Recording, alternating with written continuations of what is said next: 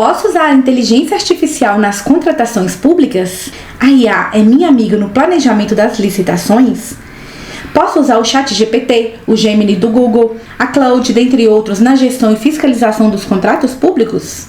Hoje vamos falar sobre um tema que não é o futuro, é o presente. Inteligência artificial na administração pública. Eu vou te mostrar como a IA pode te ajudar e também como ela pode te prejudicar. A inteligência artificial é um caminho sem volta. Não tem como não usar, ela já está em tudo. Mas como toda ferramenta, ela exige critério no uso. Servidor da licitação, atenção! Não é porque a IA escreve bonito que a informação é correta. Aqui mora o perigo. Enquanto a IA trouxe a vantagem de aumentar a nossa produtividade, ela trouxe desvantagens, que é o risco de erros. Hoje em dia, se você pesquisa alguma coisa no Google, como por exemplo a diferença entre dispensa e inexigibilidade de licitação, automaticamente já aparece um resumão do assunto na tela, feita pela IA antes das clássicas respostas do Google. É automático. A IA é a primeira fonte de informação que aparece. Você pode até utilizar essa informação dessa busca para consultas rápidas, mas não confie 100%. Na minha experiência pessoal, eu posso dizer, a IA não é fonte segura de informações. Aquilo que você fazia no Google, nos sites específicos de licitação, nos livros, no site dos tribunais de justiça, dos tribunais de contas, nas videoaulas, continue fazendo. Vou te dar um exemplo. A IA já me retornou informação de acórdão do TCU, ou seja, decisão do Tribunal de Contas da União, que não existia. Ela citava lá, acórdão número tal. E quando eu fui verificar no site do TCU se o acórdão falava sobre aquilo, aquele acórdão sequer existia.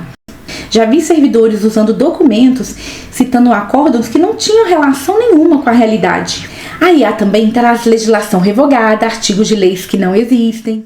Um dos motivos é que essas bases estão desatualizadas, principalmente aquelas versões gratuitas. Por exemplo, o ChatGPT gratuito ele está atualizado até 2021. E versões pagas também possuem restrições. E, além disso, as IAs tradicionalmente utilizadas não possuem informação específica em direito, gestão pública, dentre outros. Coloca aqui para mim no comentário se a IA atende bem a sua área. Se você é contador, se você é engenheiro, se você é formado em outra área, coloca para mim nos comentários se a IA te atende como ferramenta de busca. A verdade é que mesmo quando falamos em IAs específicas da área jurídica ou de gestão pública, os resultados fornecidos pela IA não substituem a análise humana. No fim, quem assina o documento é você, servidor público ou licitante. Se tiver lei revogada ou acórdão inexistente, é você quem responde. Quando você utiliza a IA como ferramenta de busca, você está sujeito a alguns riscos. Dentre eles, cite o fato que a IA pode interpretar erroneamente leis ou regulamentos. Isso porque ela vai interpretar aquele artigo de lei de forma isolada. Ela não consegue entender o que chamamos de arcabouço jurídico, que é você interpretar conforme outras leis, conforme decisões do STF, do Tribunal de Contas da União, opiniões doutrinárias. Ela é mais literal, digamos assim. Para mostrar para vocês o risco de usar a IA como ferramenta de busca, eu fiz um teste. Eu pesquisei sobre contratação de remanescente na nova lei de licitações em 3 inteligências artificiais diferentes. Na antiga lei de licitações, a lei 866, havia previsão no artigo 24, inciso 11, da contratação por dispensa em caso de remanescente, ou seja, imagine que uma empresa abandone um contrato. A administração poderia montar um processo de contratação direta, de dispensa de licitação e contratar o segundo colocado para dar continuidade àquela execução do contrato. Na nova lei de licitação, as hipóteses de dispensa vêm previstas no artigo 75, mas você não encontra mais essa dispensa de remanescente. A lei até permite lá no artigo 90 que você contrate o próximo classificado da licitação para dar continuidade, mas você não precisa montar um processo de contratação de remanescente. Veja que isso é uma mudança que afeta o dia a dia, já que o servidor não vai juntar toda aquela documentação da dispensa, ele já vai chamar o próximo colocado e verificar se ele tem interesse em dar continuidade àquela contratação. Para quem é da área de licitações em contratos públicos, sabe que isso é uma grande diferença na prática. A primeira inteligência artificial que eu pesquisei trouxe exatamente isso que eu estou falando. Ela contou como era na lei 866, que havia previsão lá no artigo 2411, e explicou que na nova lei de licitações, isso é uma ferramenta que o gestor pode usar, mas não se trata de uma contratação mediante dispensa. A segunda inteligência artificial também mencionou isso. Ela trouxe para mim essa diferença de como era tratada a questão do remanescente na antiga lei de licitações e de como é tratado hoje. Mas veja que uma dessas inteligências falhou. Ela me disse que continua sendo uma hipótese de dispensa. Ela até citou o artigo da lei, artigo 75, inciso 11. Ela transpôs o artigo 2411 para o artigo 75, que trata da dispensa na nova lei, inciso 11. Só que quando você verifica no artigo 7511 da nova lei de licitações, a gente tem contratação de dispensa para contrato de programa, não tem nada a ver com aquela dispensa de remanescente. Então eu questionei a inteligência artificial, no sentido que ela estava errada, e aí ela consertou e me mandou a resposta correta. Veja, se eu não tivesse conhecimento da atualização da nova lei de licitações, no sentido de que contratação de remanescente não é mais dispensa de licitação, ou se eu não tivesse conferido no site do Planalto a disposição do artigo 75, eu poderia fundamentar uma dispensa de licitação de forma totalmente equivocada com a nova lei de licitações. Então, não caia na armadilha da facilidade. Conferir as fontes citadas pela inteligência artificial é obrigação sua. Mas como utilizar a inteligência artificial com segurança? Se você for usar como busca, confirme a informação, leia os textos que ela anexa, veja a data de publicação dos artigos, veja se a fonte é segura, analise vários entendimentos para comparar o conteúdo. Confirme referências, olhe se aquela lei que a inteligência artificial mencionou existe no site do Planalto, se aquele artigo está previsto na legislação. Entre no site do TCU, do STF, do TJ e confirme se aquele acórdão realmente existe. Confronte a resposta, questione, peça outras visões. E nunca use a IA como fonte única de pesquisa jurídica. Sempre valide com legislações, jurisprudências e doutrinas confiáveis. E o mais importante, entenda da matéria que você trabalha, como por exemplo, licitações e contratos públicos. Aperfeiçoe-se com os vídeos do nosso canal. Porque no final, quem assina é você, e não a inteligência artificial. Agora, independente do nível que você está em relação ao uso da inteligência artificial, se você quer usar sem medo, você pode utilizar a IA como seu assistente de produtividade. É onde a IA brilha, ou seja, quando ela atua na sua melhor performance, que é organizando informações.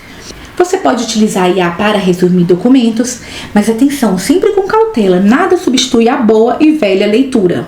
Você pode utilizar no dia a dia para entender um e-mail rapidamente, mas cuidado, porque a IA pode ser frágil, pode descartar partes importantes. Você pode utilizar a IA também para escrever um texto a partir das suas ideias.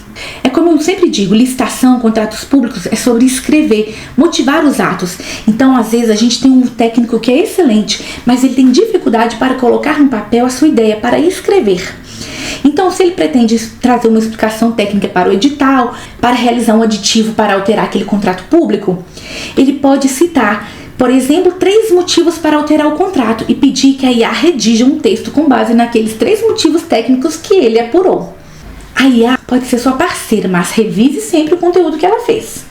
Você pode pedir para ela simplificar tudo em um parágrafo, pode pedir para ela juntar parágrafos, você pode pedir para ela mesclar 2 parágrafos em um só, expandir o conteúdo que você escreveu com um texto maior, resumir em até 200 palavras, por exemplo. Uma dica extra é que você determine o tom. A inteligência artificial pode falar de forma técnica, descontraída, séria, informal, infantil.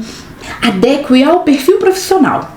Você pode usar o prompt, ou seja, o comando, haja como um especialista. Assim a IA vai escrever de forma mais técnica. Mas lembre-se, no final quem assina o documento é você. Então, às vezes, é melhor você ter uma linguagem mais clara do que uma linguagem muito específica. Você pode utilizar a IA também para revisar seus textos. Tanto a questão da estrutura, se os parágrafos estão dispostos de forma coerente, se há repetição de ideias em lugares indevidos, pedir para corrigir o português do seu texto. Pergunte para a IA, o meu texto está corretamente escrito, ele está bem estruturado? Se tiver erros de português ou, por exemplo, erros de digitação, a IA vai apontar. E ela vai até sugerir um texto corrigido para você. Pessoalmente, eu não gosto que a IA escreva os meus textos nem refaça.